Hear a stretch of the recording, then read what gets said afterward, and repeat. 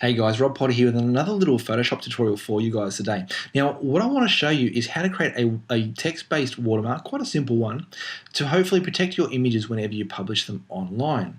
Now, you might be thinking, well, hang on, Rob, what is a watermark? And you might have seen them whenever you've gone through something like a Facebook or another photographer's website or Google Plus or something like that.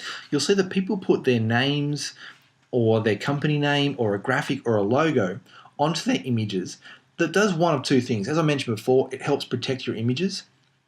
And let's chat about that for a second. So whenever you put images online, unfortunately, you do run the risk of other people coming along, taking them off the web and then re-uploading it as their own.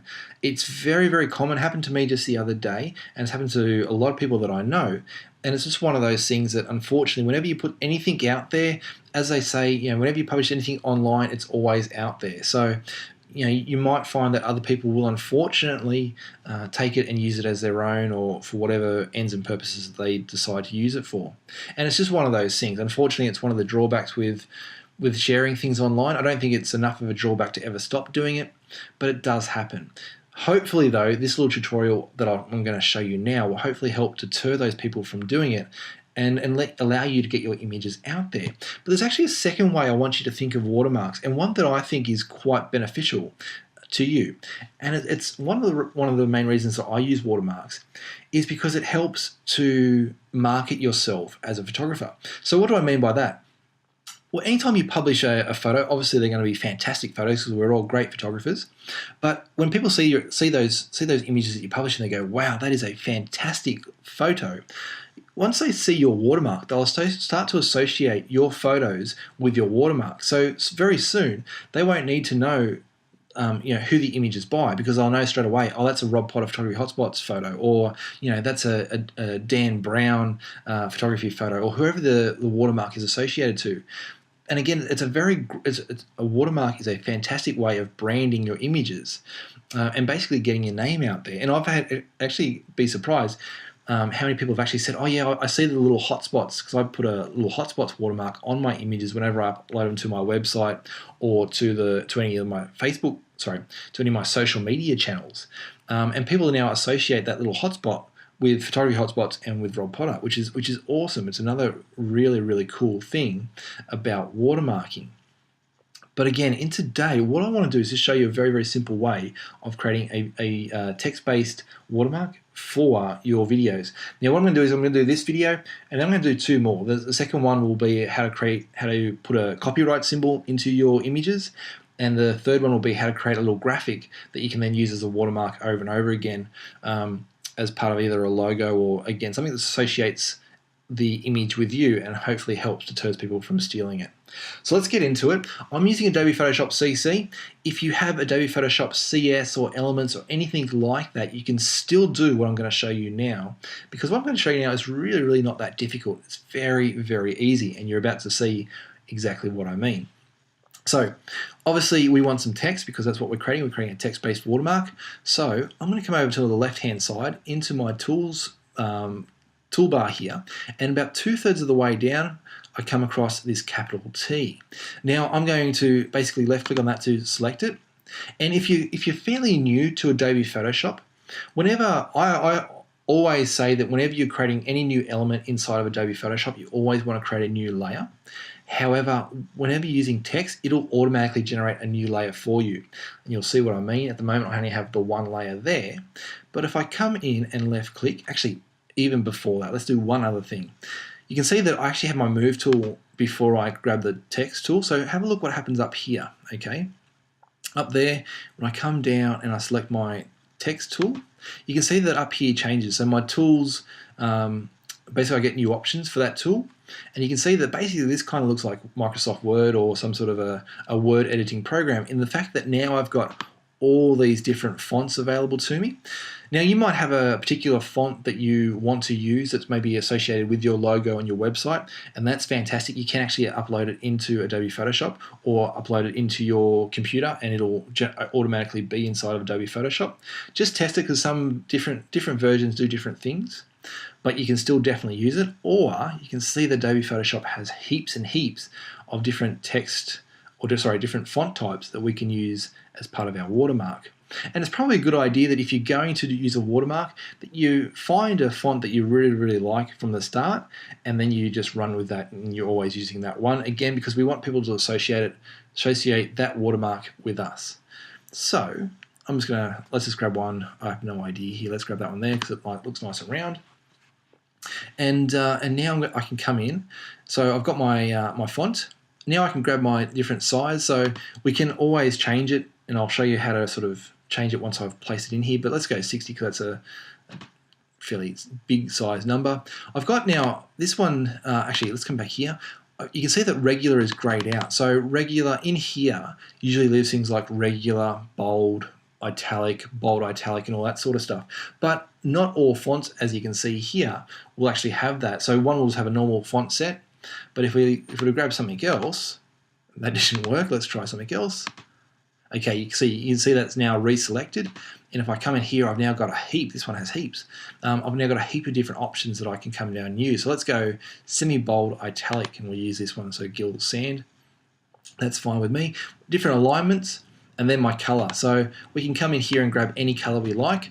For instance, you might use, again, it's all about branding, I think. So I'm going to use the Hotspots Red, which I actually know the color code because I've put it in that many times. So let's go E, and I'll go OK to that. Cool, so we can see I've now got that red color in there, and now I'm ready to come down and click, and we'll worry about positioning in a second. Basically, I just want to get that name in there, so let's click, and you can see that when I do that, I now get that flashing cursor, which is awesome, because now I can just come in here and type out my company's name, or my name, or whatever it might be.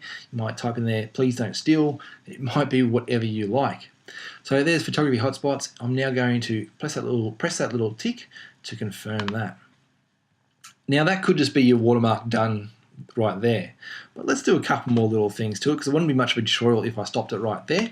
So positioning, let's talk about positioning. Where should you position a watermark? Look, it's a really good question, and it's going to completely go up to you. You might, I usually put it in the top left or top right hand corner. The only risk that you run when you do that is that people can easily crop out the watermark if it is placed in a corner. So I do see a lot of people placing their watermark right smack bang in the middle of their images, or they might even get a little bit creative and sort of run it along the curve there of the bridge or something like that. Look, it's really up to you and however you feel about watermarks and what it does to your image. I don't like doing that because I think it impacts a little bit too much on my image. But I'm going to show you a way of just making it a little bit more transparent so that if you are somebody who wants to place it in the middle of your image, it's not going to sort of, you can see that's very overpowering at the moment. And really with a watermark, it doesn't need to be overpowering. It really should be quite subtle, but just there enough so that, again, it's going to stop somebody from stealing it and, like I mentioned, help brand your photo. So all we need to do to make that a little bit more transparent, if we come over with that layer selected, we can see I've got this little thing here called opacity inside my layers palette. So you can see that when I do that, I get that, when I hover over opacity, I get that little finger with what looks like a little dumbbell. If you can't see that, you can just come over here, left click on that little drop down. They do the same thing. If I left click now and hold and drag across, you can see that getting a little bit more and more transparent. And you can play around with that. There's no set number. It's just completely whatever you feel comfortable with. But I'm just going to sort of, let's make that, I just want it noticeable. So I'll go 40%. 40% looks good. Happy with that. And that's now, so it's a watermark. People can read it. They can see it there. But it's not sort of taking too much away from my image. Again, it's not where I would place it. I'd use my little icon, which I'm going to show you guys later on. But that is definitely a way of protecting your images. Now, one other little thing that I want to show you guys, if you want that smack bang inside the image, if you have your move tool selected, which I've got there with a little arrow, and I come over to my layers palette and I select both of those layers, what I can do is I can use my alignment tools up here. So I've got vertically aligned center. So you can see that dropped down a little bit, and then I've got horizontal aligned center. And you see that moved it over. So that's now smack bang in the middle of my image. And that's basically a watermark. So it's a text-based watermark. You can see that took me 2 seconds. Once you've got it, you got your font, that you use, your size, your color, all that sort of stuff. You can do this really, really quickly, and you can even automate this so it becomes a bit of a batch process. So I can now save this. And if you are saving for the web, what I would recommend is going File and Save for Web, because what that's going to do is it's going to turn it from a high resolution image into a low resolution image. So we can go JPEG high, and without getting too technical, your image before might have been a resolution of something like 300. Whenever you run it through this process, it's going to drop it down to 72. Okay, so it drops it down quite a lot, and then you can even reduce the size of it as well, because there's not many monitors out there that are going to be 4,000 pixels wide, and like when you're sharing something on the web, you really don't need it to be that big. So generally I'll make it 1200. You might go 900 or 1000. I'll leave that up to you.